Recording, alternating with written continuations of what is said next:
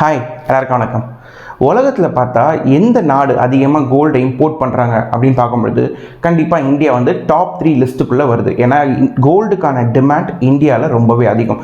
எந்த அளவுக்கு டிமாண்ட் இருக்குது அப்படின்னு பார்த்தா ஒரு வருஷத்துக்கு கிட்டத்தட்ட 25 to 40 பில்லியன் டாலர்ஸ் அந்த மதிப்புள்ள பணம், அந்த மதிப்புள்ள நகைகளை நம்ம இம்போர்ட் பண்ணிகிட்டே இருக்கோம். ஸோ இந்தியாவுக்குள்ளே இது வந்து இந்தியன் ரூபாயில் நம்ம சொல்லும்பொழுது கிட்டத்தட்ட 3 லட்சம் கோடி மதிப்புள்ள நகைகளை வந்து நம்ம உள்ளே இம்போர்ட் பண்ணிகிட்ருக்கோம். ஸோ இது வால்யூம் டேர்மில் நம்ம சொல்கிறோன்னா 800லேருந்து 900 ton, 800 to 900 tons of gold ஒவ்வொரு வருஷமும் இந்தியாவுக்குள்ளே வந்துக்கிட்டே இருக்குது. ஸோ இது மட்டும் இல்லாமல் இந்தியாவுக்குள்ளே அவ்வளோ நகைகள் வந்து நம்மளால் உற்பத்தி பண்ண முடியுமா அப்படின்னா கிடையாது. ஏன்னா 90% 90% ஆஃப் த கோல்டை வந்து நம்ம இம்போர்ட் பண்ணி தான் இந்தியாவுக்குள்ளே வந்து பயன்படுத்திகிட்டு இருக்கோம். இந்தியாவுக்கு வந்து ஃபுல்லாக அவங்களுக்கு தேவையான நகைகளை உற்பத்தி பண்ணுறதுக்கான சோர்ஸ் வந்து இந்தியாவுக்குள்ளேயே கிடையாது. ஓகே, இப்போ கோல்டு விலை வந்து கடந்த ஒரு 3 மாதங்களை பார்த்தா ரொம்ப அதிவேகமாக வளர்ந்துக்கிட்டே இருக்குது. கிட்டத்தட்ட 15லேருந்து 20% லெவலுக்கு வளர்ந்துக்கிட்டே இருக்குது. அது இதோட நிற்குமா, இதுக்கப்புறம் குறையுமா தங்கத்தோட விலை அப்படின்னு பார்த்தா இன்னுமே ஏறுறதுக்கான வாய்ப்புகள் தான் ரொம்ப அதிகமாக இருக்குது. அப்படிங்கிற மாதிரி தான் பல ஃபினான்ஷியல் அட்வைசர்ஸ் வந்து நமக்கு சொல்லிட்டு இருக்காங்க. சரி, ஓகே, இது ஏன் ஏறுது?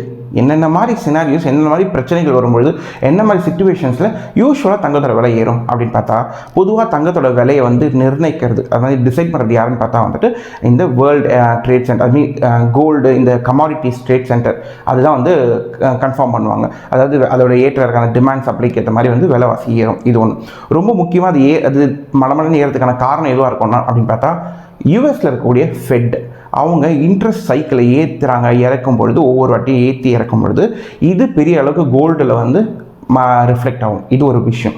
இன்னொரு பாயிண்ட் பார்த்தா இப்போது வந்து டாலருக்கும் நம்ம இந்தியன் ருப்பிக்குமான விலைவாசி இப்போ பார்த்தா வந்து ஒரு டாலர் வந்து கிட்டத்தட்ட வந்து 83 ரூபா அப்படிங்கிற மாதிரி இருக்குது. முன்னாடி 70 ரூபாய், 75 ரூபாய், 80 ரூபா. ஸோ எந்தெந்த லெவலுக்கு வந்து நம்மளோட இந்தியன் ருப்பி வந்து வீக் ஆகிக்கிட்டே இருக்கும், கோல்டோட ப்ரைஸும் நம்ம ஏறிக்கிட்டே இருக்கும். பிகாஸ் நம்ம பணம் கொடுத்து வாங்குறது. ஃபார் எக்ஸாம்பிள், நான் 70 ரூபா இருக்கும்பொழுது இங்கே ஒரு டாலர் இருக்கும், 70 ரூபா இருக்கும். நான் 70 ரூபா கொடுத்து நான் இங்கே தங்கத்தை வாங்குவேன். கரெக்டுங்களா?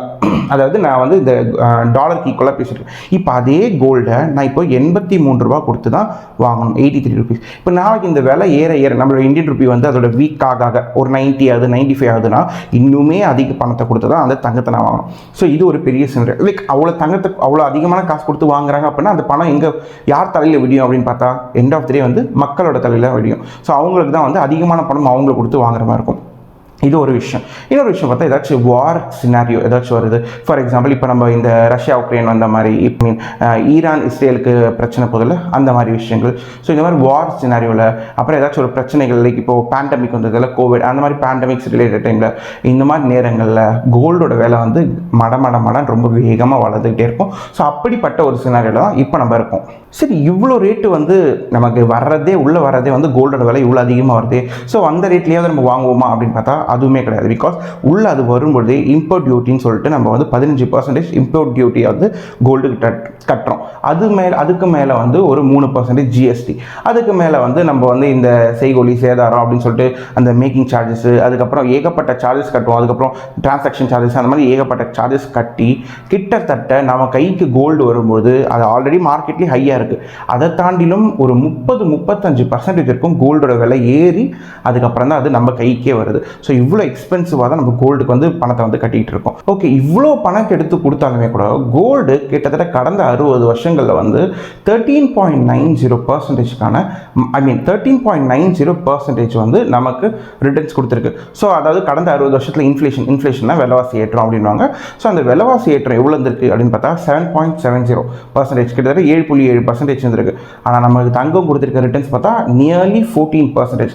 ஸோ இவ்வளோ பர்சன்டேஜ், அதாவது நியர்லி 5லேருந்து 6% டிஃப்ரென்ஸோட கோல்டு வந்து இவ்வளோ ரிட்டர்ன்ஸ் கொடுத்துருக்கு. அதனால தான் மக்கள் என்ன பண்ணுறாங்க, தங்கம் என்ன தான் விலை ஏற அதாவது வந்து ஒரு 60 வருஷத்துக்கு முன்னாடி 60 ரூபா, 30 ரூபா, 40 ரூபா, 50 ரூபாங்கிற இருந்தது போய் இப்போ கிட்டத்தட்ட 60, 65,000, 70,000 இருக்கும் போயிருக்கு கோல்டோட விலை. ஸ்டில் மக்கள் போய் வாங்கிட்டே இருக்காங்க. அது என்ன தான் விலை ஏறலாம். ஏன்னு பார்த்தா ஓவர் த லாங் டேர்ம் மக்கள் எல்லாம் நம்புறது என்னென்னா, ஓவர் த லாங் டேர்ம் ரொம்ப வருஷம் நம்ம ஹோல்ட் பண்ணும் பொழுது தங்கத்தோட மதிப்பு வந்து ஏறிக்கிட்டே தான் இருக்கும். ஸோ அதனால் நான் என்கிட்ட இருக்கிற காசை ஒரு சேஃப்டிக்கு நான் தங்கத்தில் எடுத்துகிட்டு போய் போடுறேன் அப்படிங்கிற மாதிரி போட்டுகிட்டே தான் இருக்காங்க. ஸோ இன்ஃப்ளேஷனை பீட் பண்ணுறதுக்கு ரொம்ப சேஃபான ஒரு அசட்டாக வந்து தங்கத்தை வந்து பல பேர் வந்து கருதுறாங்க.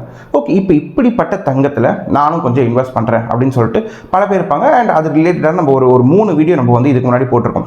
லைக் இப்போ சாவரன் கோல்டு பாண்டை பற்றி போட்டிருக்கோம். அதுக்கப்புறம் வந்து கோல்டு ETF எப்படி வாங்குறது, கோல்டு மியூச்சுவல் ஃபண்ட்ஸ் எப்படின்ட்டு. ஸோ இந்த மாதிரி ஒரு 3 வீடியோஸ் வந்து போட்டிருக்கோம். இப்போ இந்த வீடியோவில் எதை பற்றி இருக்க போகுதுன்னா, நான் கோல்டில் இன்வெஸ்ட் பண்ணணுன்னு இருக்கேன். என்னென்ன மாதிரி டைப்ஸ் ஆஃப் கோல்டு இன்வெஸ்ட்மெண்ட்ஸ் எனக்கு இருக்குது, பிகாஸ் ஜஸ்ட் தனித்தனியாக சொல்லாமல் என்னென்ன மாதிரி இன்வெஸ்ட்மெண்ட்ஸ் இருக்குது, எதில் நான் போட்டால் எனக்கு லாபம் அப்படிங்கிற மாதிரி ஒரு வீடியோ தான் இது இருக்க போகுது. ஸோ ஸ்ட்ரெயிட்டாக நம்ம வீடியோக்குள்ளே போயிட்டு என்னென்ன மாதிரி கோல்டு இன்வெஸ்ட்மெண்ட்ஸ் இருக்குது அதை பற்றி நம்ம கிளியர் கட்டாக தெரிஞ்சுப்போம். ஸோ எண்ட் ஆஃப் த வீடியோவில் வந்து அந்த கேட்டகரியில் ஒரு நியர்லி ஒரு 6 கேட்டகரிஸ் நம்ம எடுத்து வச்சுருக்கோம். அந்த 6 கேட்டகரியில் நான் எதில் இன்வெஸ்ட் பண்ணலாம் அப்படிங்கிற மாதிரி நீங்கள் எல்லாம் எதில் இன்வெஸ்ட் பண்ணலாம் அப்படிங்கிற டெசிஷனை நான் உங்கள் கையிலேயே கொடுக்குறேன். நீங்கள் அதை முடிவு பண்ணிக்கோங்க. சரி, வீடியோக்குள்ளே போயிடலாம். This is Prakash. Welcome back to black world.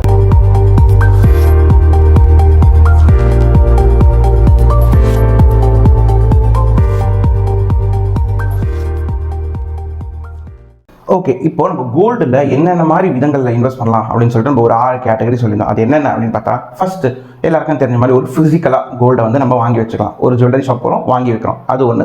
ரெண்டாவது பார்த்தா கோல்டில் சாவரன் கோல்டு பாண்ட்ஸ் அப்படின்னு சொல்லிட்டு ஒன்று இருக்குது, அது ரெண்டாவது. மூணாவது பார்க்கும்பொழுது கோல்டில் ETF, கோல்டு ETFன்னு சொல்லுவாங்க, இல்லை கோல்டு பீஸ் சொல்லுவாங்க, ரெண்டுமே ஒன்று தான். அதை நம்ம டிஜிட்டலாக ஆன்லைனில் போய் வாங்கி வைக்கிறது. நாலாவது மியூச்சுவல் ஃபண்ட்ஸ். யூஸ்வலாக மியூச்சுவல் ஃபண்ட்ஸில் நம்ம ஸ்டாக் மார்க்கெட் ரிலேட்டடான மியூச்சுவல் ஃபண்ட்ஸ் வாங்குவோம்ல, அதே இது வந்து கோல்டு மியூச்சுவல் ஃபண்ட்ஸ் அப்படின்னு சொல்லுவாங்க.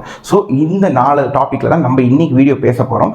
5வது 6வது டாபிக் நான் பேச மாட்டேன். ஏன் அப்படின்னா இதை நம்ம ரொம்ப லேட்டஸ்ட் ஸ்டேஜில் பேசுவோம். இப்போ பேசினா வந்து நம்ம வீடியோ பார்க்குறது வந்து ரொம்ப யங் ஆடியன்ஸ், ரொம்ப அதாவது இன்வெஸ்டர், ரொம்ப இப்போ தான் புதுசாக இன்வெஸ்ட் பண்ணுறேன் அப்படிங்கிற மாதிரி உள்ள வரவங்க, அவங்களுக்கு அந்த 5th and 6th பாயிண்ட் வேண்டாம், இப்போ வேண்டாம், லேட்டஸ்ட் ஸ்டேஜில் நம்ம பேசலாம் அப்படிங்கிற மாதிரி இருக்கேன்.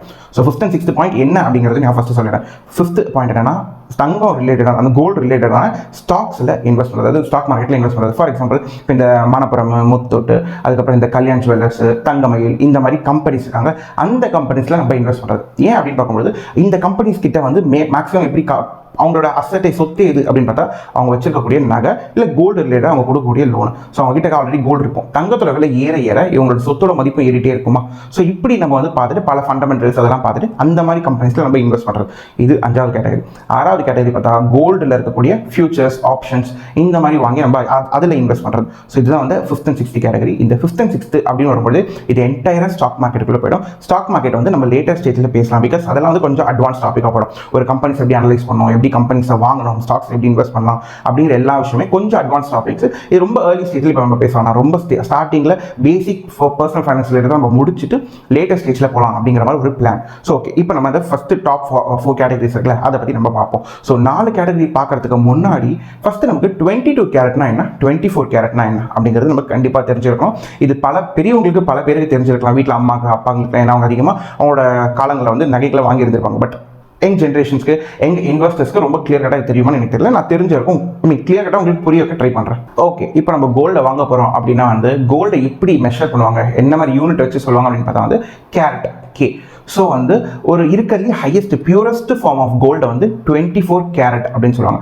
ஸோ நம்ம இந்தியாவில் வந்து அதிகமாக இருக்கக்கூடிய எவ்வளோ கேரட்ஸ் இருக்குது அப்படின்னு பார்த்தா வந்து 24 கேரட், 22, அதுக்கப்புறம் 18, 14, 10 இந்த மாதிரி சொல்லிட்டு பல கேரட்ஸ் இருக்குது. லைக் இப்போ 24 கேரட் அப்படின்னு நம்ம எடுத்தோம்னா வந்து பியூரஸ்ட் ஃபார்ம் ஆஃப் கோல்டு வந்து 24 கேரட் அப்படின்வாங்க. அதாவது 99.99% நீங்கள் வாங்கக்கூடிய தங்கத்தில் வந்து வெறும் தங்கம் தான் இருக்குது அப்படிங்கிற மாதிரி. இதே நம்ம 22 கேரட் கோல்டு எடுக்கிறோம் அப்படின்னு பார்த்தா அதில் 916 அப்படின்வாங்க. அதாவது 91.67% வந்து கோல்டு இருக்கும். மீதி இருக்கக்கூடிய அந்த இருக்கும்ல, மீதி இருக்கக்கூடிய பர்சன்டேஜில் வந்து என்ன இருக்கும்னா அதர் மெட்டல்ஸ். லைக் என்ன மாதிரி இருக்கும்னா, இப்போ இந்த காப்பர், நிக்கல், அப்புறம் இந்த சில்வர், இந்த மாதிரி விஷயங்கள், ஜிங்க், இந்த மாதிரி விஷயங்கள்லாம் வந்து மற்ற மெட்டல்ஸை சேர்த்து தான் கோல்டு ஜுவல்லரிஸாக நமக்கு வந்து உற்பத்தி பண்ணுவாங்க. ஏன் அப்படின்னு பார்த்தா வந்து கோல்டு அப்படின்னாலே 24 கேரட் தான். பட் அந்த கோல்டை நம்ம ஜுவல்லரியாக மாற்றும் பொழுது அதை மோல்டு பண்ணணும்ல, பிகாஸ் அது பியூரஸ்ட் ஃபார்ம் இருக்கும்போது ரொம்ப ஸ்ட்ராங்காக இருக்கும். அதை மோல்டு பண்ணணும் அப்படின்னா வந்து அதை ஃபஸ்ட்டு உருக்குவாங்க. அந்த உருக்கி இந்த அதர் மெட்டல்ஸும் போடும்பொழுது தான் அது வந்து அந்த வளைவுத்தன்மை அதெல்லாம் வரும். அந்த கோல்டுக்கு வளைவுத்தன்மை, அப்புறம் நமக்கு என்ன மாதிரி டிசைன்ஸ் வேணும் அதெல்லாம் பண்ணணும் அப்படின்னா வந்து அதர் மெட்டல்ஸும் நம்ம சேர்க்கும்பொழுது தான் வந்து மற்ற ஜுவல்லரிஸ் அந்த மாதிரி விஷயங்களை நம்ம பண்ண முடியும். ஸோ யூஸ்வலாக நீங்கள் ஜுவல்லரின்னு வாங்கும்போது 22 கேரட்டில் தான் நீங்கள் வாங்குவீங்க. பிகாஸ் 24 அப்படின்னு போகும்போது ஒரு கோல்டு பார் இல்லை காயின்ஸ் அந்த மாதிரி தான் நம்ம வாங்க முடியும். ஸோ இப்போ 22 கேரட் அப்படின்னா நம்ம 91.67% அப்படின்னு பார்த்தோம். இப்போ அதுக்கு கீழே பார்த்தோம் 22 கீழே பார்த்தா 18 கேரட்லாம் இருக்குது. அது வந்து நியர்லி 75% கோல்டும் மீதி 25% அதர் மெட்டல்ஸ் இருக்கும். இப்போ நெக்ஸ்ட் நம்ம 14 அப்படின்னு பார்த்தோம்னா நியர்லி 53% அப்படி போக போக வந்து கோல்டோட அந்த கோல்டு வந்து கம்மியாகிட்டே இருக்கும். ஸோ மீதி இருக்க அதர் மெட்டல்ஸ் வந்து அதிகமாகிட்டே இருக்கும். ஸோ இது எப்படின்னா ரொம்ப ரொம்ப காம்ப்ளிகேட்டடான டிசைன்ஸ் உள்ள ஜுவல்லர்ஸ்லாம் இருக்கும்ல, அதெல்லாம் பார்க்கும்போது அந்த கேரட் குறைஞ்சிட்டே இருக்கும். ஸோ இருக்கிறதே ஹையஸ்ட் கேரட் பார்த்தா 24 கேரட். எது ஹையஸ்ட் கேரட்டோ அந்த ஹையஸ்ட் கேரட்டே எதை மீன் பண்ணுது அப்படின்னா வந்து எவ்வளோ பியூரஸ்ட் அந்த கோல்டு இருக்குது அப்படிங்கிறதான் மீன் பண்ணுது. ஓகே, இப்போ நம்ம வந்து விஷயத்துக்குள்ள போகலாம். ஸோ ஃபஸ்ட்டு என்ன அப்படின்னு பார்த்தோம்னா ஃபிசிக்கல் கோல்டு. ஸோ யூஸ்வலாக ஃபிசிக்கல் கோல்டை எப்படி வாங்கணும் அப்படின்னா வந்து பல பேருக்கு இந்த ஃபிசிக்கல் கோல்டை வாங்க தெரியும். பிகாஸ் நம்ம அம்மா அப்பா கிட்ட அதை நம்ம தெரிஞ்சு வச்சுருப்போம். ஃபிசிக்கல் கோல்டை ஒரு கடைக்கு போகும்போது ஆப்வியஸாக 22 கேரட் கோல்டு தான் நம்ம வாங்குவோம். 22 இல்லை 18, 14 டிபெண்ட்ஸ் நீங்கள் என்ன மாதிரி பொருள் எடுக்கிறீங்க அப்படிங்கிறது. ஸோ 22 கேரட் அப்படின்னா வந்து அதை வந்து ஹால்மார்க் இருக்குது அப்படின்னு பார்ப்பாங்க. அதாவது ஹால்மார்க் அப்படின்னா வந்து பிஎஸ்சி அந்த 916 அந்த பிரிண்ட் ஆயிருக்கா அப்படிங்கிற பார்ப்பாங்க. அது ஏன் பிரிண்ட் ஆயிருக்கான்னா விச் இஸ் பிஎஸ்சி என்ன அவங்க பண்ணுறாங்க அப்படின்னா பிஎஸ்சிங்கிறது ஒரு இந்தியன் கவர்மெண்ட் ஒரு கம்பெனி மாதிரி, ஒரு இந்தியன் கவர்மெண்ட் கீழே வேலை செய்கிற ஒரு கம்பெனி மாதிரி. அவங்க என்ன பண்ணுவாங்கன்னா இது பியூரஸ்ட், அதாவது நீங்கள் அந்த 22 கிராமுக்கு மதிப்புள்ள காசு நம்ம கொடுக்குறீங்களா, நம்ம கொடுக்குறோம்ல காசை, நீங்கள் கொடுக்குற பணத்துக்கு ஒரு நல்ல கோல்டை ஒரு ப்ராப்பர் எந்த ஒரு கோளாறு இல்லாத ஒரு கோல்டை வந்து நான் உங்களுக்கு கொடுக்குறோம் அப்படிங்கிற மாதிரி நமக்கு ஒரு அஷூரன்ஸ் கொடுக்குறது தான் வந்து இந்த பிஎஸ்சி 916 அப்படிங்கிற மாதிரி சொல்கிறாங்க. ஸோ நம்ம உள்ளே போகிறோம், ஒரு கோல்டை வாங்குறோம், 22 கேரட்டில் ஒரு கோல்டை வாங்குறோம். பட் நான் என்ன பர்சனல் அட்வைஸ் பண்ணுவேன் அப்படின்னா வந்து ரொம்ப சிம்பிளான கோல்டாக வாங்குங்க. ரொம்ப காம்ப்ளிகேட்டாக ரொம்ப டிசைன் இருக்கிற கோல்டு நீங்கள் வாங்க வேஸ்டேஜ் மேக்கிங் சார்ஜஸ் சொல்லிட்டு ரொம்ப அதிகமாகிட்டே இருக்கும். ஸோ நீங்கள் வந்து நியர்லி ஒரு 20, 30, 35% வரைக்குமே வந்து நீங்கள் அதுலேயே உங்களோட பணத்தை லூஸ் பண்ணுறதுக்கு வாய்ப்பு இருக்குது கோல்டில். ஏன்னா நியர்லி வேஸ்டேஜ் பார்த்தா வந்து 25-30% வேஸ்டேஜ் வந்து அதில் போடுவாங்க. ஸோ நீங்கள் ஒரு 100 ரூபா கொடுத்து ஒரு தங்கத்தை வாங்குறீங்க அப்படின்னா அதில் 25-30 ரூபா வந்து அப்போவே உங்களுக்கு லாஸ் தான். ஸோ நீங்கள் வாங்கக்கூடிய கோல்டோட மதிப்பு எவ்வளோ இருக்கும் பார்த்தா 70 ரூபாய்க்கு தான் நீங்கள் வாங்கியிருப்பீங்க. ஸோ இது ஒரு பாயிண்ட் இருக்குது. அதனால் நீங்கள் வாங்குறது ரொம்ப சிம்பிளாக இருக்கிறது, எதில் வேஸ்டேஜ் ரொம்ப கம்மியும் அந்த மாதிரி கோல்டாக வாங்கி இன்வெஸ்ட்மெண்ட் அப்படின்னா வாங்கிக்கோங்க. இல்லை நீங்கள் வந்து ஒரு ஃபங்க்ஷன் ரிலேட்டாக அதுக்கு வாங்குறீங்க அப்படின்னா இது கம்ப்ளீட்லி வந்து உங்களோட டிசிஷன் தான். ஸோ இப்போ நீங்கள் ஃபிசிக்கல் கோல்டுன்னு வாங்கும்போது எதெல்லாம் அதோட ப்ரோஸ் அண்ட் கான்ஸ், அதாவது எதெல்லாம் அதில் நல்லது கெட்டது அப்படின்னு பார்க்கும்போது நல்லது அப்படின்னா ரொம்ப மேஜராக சொல்லக்கூடியது வந்து நகையாக வாங்கணும் அப்படின்னா ஒரு ஃபங்க்ஷனுக்கு போட்டுட்டு போக முடியும். அதுதான் மேக்ஸிமம் நம்ம சொல்ல முடியும். இன்னொரு விஷயம் வந்து நாளைக்கே உங்களுக்கு டக்குன்னு ஒரு காசு தேவைப்படுது, ஒரு எமர்ஜென்சி, திடீர்னு ஒரு 50,000 1 லட்சம் தேவைப்படுது அப்படின்னா உங்ககிட்ட இருக்கிற நகையை எடுத்துகிட்டு போய் நீங்கள் டக்குன்னு வந்து பேங்க்லையோ இல்லை ஒரு மார்வாடி கடையோ எங்கேயோ வச்சிங்கன்னா டக்குன்னு உங்களுக்கு பணமாக அது கிடைக்கும். ஸோ ஈஸியாக நீங்கள் அதை லிக்விடேட் பண்ண முடியும். அதுதான் ரொம்ப பெரிய ஒரு பாசிட்டிவாக நம்ம கன்சிடர் பண்ண முடியும். பட் நெகட்டிவ் சைடுன்னு பார்க்கும்போது இதில் நமக்கு ஸ்பெண்ட் பண்ணக்கூடிய அந்த வேஸ்டேஜ் அப்படின்னு சொல்லிட்டு அந்த வேஸ்டேஜ் மேக்கிங் சார்ஜஸ் அப்புறம் அந்த ஜிஎஸ்டி இம்போர்ட் டியூட்டி அப்படின்னு சொல்லிட்டு நம்ம கட்டக்கூடிய பணமே வந்து நம்மளோட இன்வெஸ்ட்மெண்ட்டில் ஒரு 30% வந்து சாப்பிடுது, அதுவே லாஸ் ஆகிடுது. இது ஒரு விஷயம். இன்னொன்று நீங்கள் கோல்டை வாங்கி வச்சிங்கன்னா அதை வைத்து நீங்கள் சேவ் ஒரு லாக்கர்லையோ இல்லை வீட்லேயோ எடுத்து நீங்கள் ரொம்ப பத்திரமா பார்த்து வச்சுக்கோங்க. கரெக்டுங்களா? நீங்கள் வீட்டில் ஒரு இடத்துல வச்சுட்டு டக்குன்னு நீங்கள் ஈஸியாக வெளில போக முடியாது. போயிட்டு ஒரு 4-5 நாள் வெளில போயிட்டு ஊருக்கு வரீங்க, வீட்டுக்கு வரீங்க அப்படின்னா வந்து நகை இருக்குமா இல்லை திருடு போயிடுமா அப்படிங்கிற பயம் இருக்கும். ஓகே, நான் வீட்டில் வச்சுக்கலாம், எடுத்துகிட்டு போய் நான் ஒரு பேங்க் லாக்கரில் வைக்கிறேன் அப்படின்னா அங்கேயும் நமக்கு வந்து அதுக்கு ஒரு சேஃப்டி தேவைப்படுது. பிகாஸ் அது ஒரு லாக்கர் போடணும், அதுக்கு ஒரு இயர்லி ஒவ்வொரு வருஷமாக வந்து நமக்கு வந்து அந்த லாக்கருக்கான காசை வந்து நம்ம கட்டணும், சார்ஜஸ் லாக்கருக்கு அப்படி கட்ட வேண்டியிருக்கும். பட் இதே நீங்கள் டிஜிட்டலாக போயிட்டீங்க, நீங்கள் ஆன்லைன் ஃபிசிக்கலாக இல்லாமல் டிஜிட்டலாக போயிட்டீங்கன்னா உங்களுக்கு இந்த மாதிரி எந்த செலவுகளுமே இருக்காது. ஸோ இதான் வந்து மேக்ஸிமம் ஒரு ஃபிசிக்கல் கோல்டு வாங்குறதுக்கான பேசிக் ஐடியா. இப்போ நம்ம ரெண்டாவது பார்க்குறோம் அப்படின்னா வந்து sovereign gold bond. Sovereign gold bond பற்றி நம்ம ஆல்ரெடி ஒரு வீடியோ போட்டிருக்கோம். நான் இங்கே கொடுக்குறவங்க கை கார்டில் வேணா மறுபடியும் அதை டீட்டெயிலாக வேணும் அப்படின்னா வந்து நீங்கள் அதை போய் செக் பண்ணிக்கலாம். இப்போ இதில் வந்து நான் ரொம்ப ஷார்ட்டாக சொல்கிறேன். சாவரன் கோல்ட் பாண்டுங்கிறது நம்ம டிஜிட்டலாக ஒரு பாண்டாக கவர்மெண்ட் கிட்டேருந்து வாங்குறோம். கவர்மெண்ட் வந்து அதுக்கு வந்து நம்ம வாங்கக்கூடிய மினிமம் ஒருத்தர் வந்து 1 கிராம்லேருந்து அதிகபட்சம் 4 கிலோ ஒரு ஃபினான்ஷியல் இயருக்கு நம்ம வாங்க முடியும். ஸோ 1 கிராம்லேருந்து 4 கிலோ ஒருத்தர் வாங்க முடியும். இதே நீங்கள் ட்ரஸ்ட்டு ஒரு பெரிய ஆர்கனைசேஷனில் வந்து 20 கிலோ வரைக்குமே வாங்க முடியும். ஸோ நம்ம வாங்கி வைக்கிறோம். ஃபார் எக்ஸாம்பிள் இந்த ஃபினான்ஷியல் இயர்னா இப்போ நம்ம இந்த ஏப்ரல்லேருந்து மார்ச் இருக்கும். ஸோ இதான் ஒரு ஃபினான்ஷியல் இயர். இப்போ நம்ம இந்த ஃபினான்ஷியல் இயரில் நம்ம நான் வந்து கொஞ்சம் 1 லட்சம் ரூபாய்க்கு நான் நகை வாங்குறேன் அப்படின்னா வாங்கி நான் வந்து என்னோட அக்கௌண்ட்டில் வச்சிருப்பேன்னா அந்த 1 லட்சம் ரூபாய்க்கு ஒரு வருஷத்துக்கு 2.5% வந்து கவர்மெண்ட் வந்து இன்ட்ரெஸ்ட் கொடுக்குறாங்க. ஸோ இது வந்து நமக்கு ஒரு பெரிய ஆடட் அட்வான்டேஜ். இது ஒரு விஷயம். நெக்ஸ்ட் இது நம்ம வாங்கி வைக்கிறோம் இந்த பாண்டை, இந்த கோல்டை, இது வந்து 8 வருஷத்துக்கு லாக்இன் பீரியட். 8 வருஷம் நீங்கள் வாங்கிட்டு அதை விற்காமல் ஹோல்ட் பண்ணிட்டு இருந்தீங்கன்னா 8வது வருஷம் தானாகவே அந்த கோல்டு சேல் ஆகி உங்கள் அக்கௌண்ட்டுக்கு காசு வாங்குறோம். ஸோ அது வருது இல்லை. ஃபார் எக்ஸாம்பிள் ஒரு 1 லட்சம் ரூபாய்க்கு நம்ம வாங்கி வச்சிருக்கோம், அது நகை விற்கும் பொழுது கிட்டத்தட்ட வந்து ஒரு 1.5-2 லட்சம் ஆயிடுச்சு. ஸோ நமக்கு வந்து கிட்டத்தட்ட 50லேருந்து 1 லட்சம் ரூபாய் நமக்கு லாபம் இருக்கா, அந்த லாபத்துக்கு நீங்கள் எந்த டாக்ஸுமே கட்ட வேண்டாம். இதுதான் வந்து ரொம்ப ஒரு பெரிய பாசிட்டிவான ஒரு விஷயமா வந்து பார்க்கப்படுது. பட் உங்களுக்கு கிடைக்கிற அந்த 2.5% இன்ட்ரெஸ்ட் அதுக்கு நீங்கள் கண்டிப்பாக டாக்ஸ் கட்டி ஆகணும். ஸோ இதுதான் ரொம்ப ஷார்ட்டாக உங்களுக்கு வந்து சாவரன் கோல்ட் பாண்ட் பற்றி சொல்ல வேண்டியது. நெக்ஸ்ட் மூணாவது ஒரு விஷயம் அதாவது கோல்டு ETF. அதாவது ETFனாலே வந்து எக்ஸ்சேஞ்ச் ட்ரேடட் ஃபண்ட். ஒரு எக்ஸ்சேஞ்சில் போயிட்டு அங்கே ட்ரேட் ஆகிட்டு இருக்கும் கோல்டு, அங்கே போய் நம்ம டிஜிட்டலாக அதை வாங்கி நம்ம ஆன்லைனாக வச்சுக்கலாம். அதுவா சிம்பிள். நான் ஃபிசிக்கலாக நம்ம எப்படி கோல்டு வாங்குறோமோ அதே கோல்டை வீட்டில் உட்காந்தபடி ஃபோனில் ஆன்லைனில் வாங்கி நீங்கள் வச்சுப்பீங்க. ஆன்லைனில் வாங்கி வச்சா ரிஸ்க் அப்படின்னா துளி அளவுக்கு கூட ரிஸ்க் கிடையாது. பிகாஸ் நீங்கள் உங்களோட டிமேட்டில் சேஃபாக ஒரு லாக்கரில் வச்ச மாதிரி ஆன்லைன் உங்களோட டிமேட் அக்கௌண்ட்டில் சேஃபாக வச்சுக்க போகிறீங்க, எந்த பிரச்சனையும் கிடையாது. பட் இதில் ஒரு பெரிய ப்ளஸ் என்ன அப்படின்னு பார்த்தா வந்து சிம்பிளாக நார்மலாக மக்கள் வந்து 1 கிராம் 1/2 கிராம் அப்படி தான் வாங்குவாங்க. அது குறைஞ்சது 3000 4000 இல்லாமல் 1 கிராம் கோல்டு வாங்க முடியாது 1/2 கிராம் அப்படின்னு போனாலே. பட் இதில் பார்த்தா நீங்கள் 60 ரூபாயிலேருந்து நீங்கள் ஆரம்பிக்கணும். 50-60 ரூபாயிலே வந்து நீங்கள் 1 கிராம் நீங்கள் கோல்டு வந்து வாங்கிட முடியும். எப்படின்னு பார்த்தா 1 கிராம் வந்து நீங்கள் வந்து 100 யூனிட்டாக பிரிச்சுடுறாங்க. ஃபார் எக்ஸாம்பிள் இப்போ 1 கிராம் கோல்டு வந்து ஒரு 6000 ரூபாய் அப்படின்னா இங்கே 1 யூனிட், ஸோ 6000 / 100. ஸோ நமக்கு வந்து 1 யூனிட் வந்து 60 ரூபாய்க்கு கிடைக்கும். ஸோ நான் 1 கிராம் கோல்டு வாங்கணும் அப்படின்னா நான் 100 யூனிட் கோல்டு வாங்கினேன் அப்படின்னா that is equal to 1 gram of gold. So நான் என்ன பண்ணுவேன், நான் வந்து என் கையில் இப்போ 100 ரூபா தான் இருக்குது, 200 ரூபா தான் இருக்குது, நான் ஒரு பொறுமையாக ஒரு 3-4 மாதம் கழிச்சு கோல்டு வாங்கலான்னு இருக்கேன், கொஞ்சம் கொஞ்சமாக சேர்த்து வாங்கிக்கிறேன் அப்படின்னு இருக்கிறவங்களுக்குலாம் உடனே நம்ம வாங்கணும் அப்படின்னா டிஜிட்டலாக வாங்கி வச்சுக்கிறது ரொம்ப சொல்லப்போம். ஏன்னா அந்த 3-4 மாதத்தில் எப்போ வேணாலும் நம்மளோட காசு வந்து நம்மளை விட்டு போகலாம், டக்குனு ஏதாச்சும் ஒரு செலவு வரலாம், செலவு பண்ணிடலாம் அப்படின்னு பிரச்சனைகள் இருக்கும். பட் டிஜிட்டல் தான் உட்காந்தபடியே நீங்கள் உட்காந்துங்களா டக்குனு இப்போ ஒரு 200 ரூபா இருக்குப்பா, டக்குனு ஓகே நான் ஒரு 200 ஒரு கோல்டு வாங்கி வச்சுக்கேன், மறுபடியும் கொஞ்சம் காசு கிடைக்குதா டக்குன்னு வாங்கி வச்சுக்கேன் இப்படிங்கிற மாதிரி ஒரு பெரிய ப்ளஸ் வந்து நமக்கு கோல்டு ETF இருக்குது. இப்போ அப்படியே நம்ம வந்து 3வது விஷயம் போகிறோம் அப்படின்னு பார்த்தா 4வது விஷயம் போகிறோம் அப்படின்னு பார்த்தா வந்து gold mutual funds. Mutual fund அப்படின்னா இது கோல்டு ETF-உம் மியூச்சுவல் ஃபண்டும் ஆல்மோஸ்ட் ஒன்று தான்.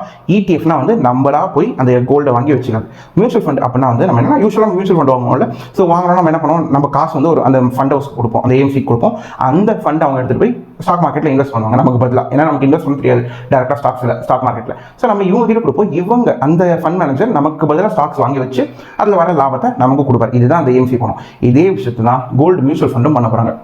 நம்ம என்ன மாதிரி எந்த ETF வாங்கலாம், எதில் வச்சுக்கணும், எப்படி எதுன்னு நமக்கு தெரியல அப்படின்னா நம்ம ஒரு சைலண்டாக மியூச்சுவல் ஃபண்டில் வாங்கிட்டோம் அப்படின்னா இந்த ஃபண்ட் மேனேஜர் போய் ஸ்ட்ரெயிட்டாக அவர்கிட்ட இருக்க ETF-ஐ வாங்கி அவர் வச்சுப்பார். ஃபார் எக்ஸாம்பிள் நான் இப்போ HDFC கோல்டு மியூச்சுவல் ஃபண்டில் போடுறேன் அப்படின்னா அந்த HDFC கோல்டு மியூச்சுவல் ஃபண்ட் அந்த ஃபண்ட் மேனேஜர் அவர்கிட்ட இருக்க கோல்டு ETF-ஐ வாங்கி அவர் வச்சுப்பார். இல்லை நான் ஸ்ட்ரெயிட்டாக போய் ETF-ஐ வாங்கிக்கிறேன் அப்படின்னாலும் உங்கள் விருப்பம் தான். பட் உங்ககிட்ட டிமேட் அக்கௌண்ட் இருக்கணும், ஸோ உங்களுக்கு வாங்க தெரியணும், இந்த மாதிரி விஷயங்கள்லாம் உங்களுக்கு இருக்குது அப்படின்னா நீங்கள் ETF-ஐ போங்க. இல்லைப்பா எனக்கு டிமேட் அக்கௌண்ட்லாம் அதை ஓப்பன் பண்ணுறது ஒரு பெரிய வேலை, எனக்கு வேலை இருக்குது நிறைய, எனக்கு அது ஓப்பன் பண்ணவும் தெரியாது, ஸோ எனக்கு டைம் ஸ்பெண்ட் பண்ண முடியாது, மாதம் ஒரு டேட்டை போட்டு SIP டேட்டை போட்டு அந்த மாதம் அந்த டைமில் என் அக்கௌண்ட்லேருந்து காசு போய் இன்வெஸ்ட் ஆகிட்டோம், இந்த மாதிரி நீங்கள் ஒரு சிஸ்டமேட்டிக்காக ஒரு பிளான் வச்சுருக்கீங்கன்னா நீங்கள் மியூச்சுவல் ஃபண்ட்ஸுக்கு போயிடுங்க. ஸோ இதெல்லாம் தான் வந்து டாப் 4 கேட்டகரியை வந்து நம்ம பார்க்க போகிறது. ஸோ இப்போ நம்ம இந்த 4 டைப் பற்றி சொல்லியிருப்போம். 5வது 6வது இப்போ தற்போதைக்கு வேண்டாம் அப்படின்னு சொல்லியிருந்தோம். இன்கேஸ் உங்களுக்கு வந்து எனக்கு ஸ்டாக் மார்க்கெட்டில் எப்படி இன்வெஸ்ட் பண்ண எனக்கு தெரியும், மியூச்சுவல் ஃபண்ட்ஸில் எப்படி எனக்கு தெரியும், இல்லை எனக்கு இந்த ஃபியூச்சர் ஆப்ஷன்ஸ் பற்றிலாம் தெரியும், ஓரளவுக்கு மெச்சூர்டான ஒரு இன்வெஸ்டர்ஸ் இதை பற்றி பார்த்துட்டு இருக்கீங்க, ரொம்ப வருஷமாக மார்க்கெட்டில் இருக்கீங்க அப்படின்னா வந்து உங்களுக்கு ஆல்ரெடி நான் சொல்லுங்கிற அவசியம் இல்லை, எப்படி இன்வெஸ்ட் பண்ணணும் தெரியும், you can go with it. இல்லை நான் இப்போ தான் புதுசாக வந்திருக்கேன் அப்படின்னா நீங்கள் அந்த கடைசி 2 ஆப்ஷனை விட்டுருங்க. அது பிகாஸ் இது ஹைலி ரிஸ்க். ஓகேவா, அதை பண்ணணும் அப்படின்னா நம்ம அதை பற்றி கொஞ்சம் அதிகமாகவே படிக்கும்போது அந்த ரிஸ்கோட கெப்பாசிட்டி நமக்கு தெரியும். இது இப்படி தான் வாங்கணும், இது இப்படி தான் விற்கணும் அப்படிங்கிறத. ஸோ அந்த கடைசி 2 ஆப்ஷனை விட்டுருங்க. முதல் 4 ஆப்ஷன் நம்ம என்னென்னு பார்த்தோம். அதாவது ஃபிசிக்கல் கோல்டாக வாங்குறோம், sovereign gold bond, ETF, mutual funds. இந்த 4த்தில் எதில் உங்களுக்கு இன்வெஸ்ட் பண்ணணும்னு தோணுதோ, அண்ட் ஆப்வியஸாக இந்த 4த்துக்குமே வந்து இந்த ஃபஸ்ட் அந்த ஃபிசிக்கல் கோல்டு உங்களுக்கு தெரியும், மற்ற 3த்துக்குமே வந்து நம்ம இண்டிவிஜுவலாக வீடியோஸ் போட்டிருக்கோம். நீங்கள் அதையும் போய் பார்த்துட்டு ரொம்ப உங்களுக்கு ஒன்றுமே கிளாரிட்டி வேணும்னா அதையும் நீங்கள் போய் செக் பண்ணிவிட்டு எதில் இன்வெஸ்ட் பண்ணணும்னு நினைக்கிறீங்களோ இன்வெஸ்ட் பண்ண ஆரம்பிங்க. கோல்டு வந்து ஆன் அ லாங் ரன் ஒரு நல்ல ரிட்டர்ன்ஸ் கொடுக்கும். அதாவது ஒரு சேஃபாக மினிமம் கேரண்டிடாக உங்களுக்கு ஒரு 10% அது வந்து மினிமமாக உங்களுக்கு ஆன் அ லாங் ரன் கொடுக்கும். ஸோ நீங்கள் வந்து தங்கத்தை இன்வெஸ்ட் பண்ணி ஏதோ ஒரு மோடில் ஃபிசிக்கலாக வாங்குறீங்களோ இல்லை நீங்கள் டிஜிட்டலாக வாங்குறீங்களோ ஏதோ ஒன்று, பட் கோல்டில் கொஞ்சம் கொஞ்சமாக இன்வெஸ்ட் பண்ணி வைங்க. பல்காக எடுத்துகிட்டு போய் போடாதீங்க, போடக்கூடிய டைமும் இதில். பிகாஸ் ஆல்ரெடி கோல்டோட விலை வந்து கிட்டத்தட்ட 6,500 6,800 அந்த ரேஞ்சில் போயிட்டு இருக்கு. இன்னுமே விலைவாசி ஏறதுக்கான நியர்லி 7,500 இருக்கும் போகிறதுக்கான ஃபியூச்சரில் லைக் 1-1.5 வருஷத்தில் வந்து ஒரு அதிகபட்சம் 2 வருஷத்தில் வந்து ஒரு 7,500 வரைக்குமே கோல்டோட விலை ஏறுறதுக்கு அதிக வாய்ப்புகள் இருக்குது. ஸோ அது இன்னுமே ஏறினதுக்கப்புறம் ஃபீல் பண்ணுறதை விட இப்போ இருக்கும்போது சிறுக வாங்கிட்டே இருங்க. இப்போ ஒரு 6,500 ரூபாயில இருந்தால் வாங்குங்க, நாளைக்கு ஒரு 6,000 ரூபாய்க்கு வருதா வாங்குங்க, 7,000 ரூபாய் போதும் அப்பயும் வாங்குங்க, கொஞ்சம் கொஞ்சமாக வாங்குங்க, பல்காக போய் இன்வெஸ்ட் பண்ணாதீங்க. ஸோ அவ்வளோதான் இந்த வீடியோ. ஸோ உங்களுக்கு ஒரு கிளாரிட்டி கிடைச்சிருக்கும், எப்படி இன்வெஸ்ட் பண்ணலாம், எதில் இன்வெஸ்ட் பண்ணலாம், என்னென்ன மாதிரி கோல்டு இன்வெஸ்ட்மெண்ட்ஸ் இருக்குது அப்படிங்கிறது உங்களுக்கு புரிஞ்சிருக்கும் அப்படின்னு நான் நினைக்கிறேன். ஸோ இன்கேஸ் உங்களுக்கு இந்த வீடியோ ரொம்ப பிடிச்சிருந்ததுன்னா மறக்காமல் கண்டிப்பாக வந்து லைக் பண்ணிவிட்டு சப்ஸ்கிரைப் பண்ணிவிடுங்க. பக்கத்தில் இருக்கிற பெல் ஐக்கானை டிங்கன்னு கிளிக் பண்ணுறேங்க. இந்த வீடியோவில் ஏதாச்சும் உங்களுக்கு சஜஷன் இருக்குது, ஏதாச்சும் டவுட்ஸ் இருக்குது, இல்லை ஏதாச்சும் ஒரு பாயிண்ட் வந்து நீங்கள் ஆட் ஆன் பண்ணோம் அப்படின்னா வந்துட்டு கண்டிப்பாக கமெண்ட்ஸில் சொல்லுங்கள். ஸோ மேபி இந்த வீடியோ பார்க்க வர வேறு யாராச்சும் இன்வெஸ்டர்ஸ் கூட அந்த வீடியோ அந்த கீழே இருக்கிற கமெண்ட்ஸை படிச்சுட்டு ஒன்றுமே அவங்க இன்ஃபர்மேஷன்ஸ் தெரிஞ்சுக்கலாம். ஸோ மறுபடியும் ஒரு நல்ல இன்ஃபர்மேட்டிவான பர்சனல் ஃபைனான்ஸ் கண்டென்ட்டோட மறுபடியும் வரேன். Till then take care, have a nice day. Black World.